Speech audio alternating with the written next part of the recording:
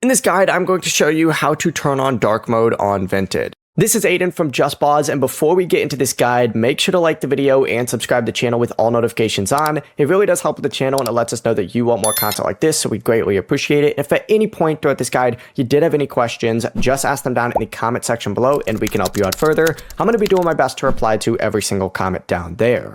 First things first, open up the Vinted app on your phone, tap profile down in the bottom right, and then just scroll down and you're going to see settings right here.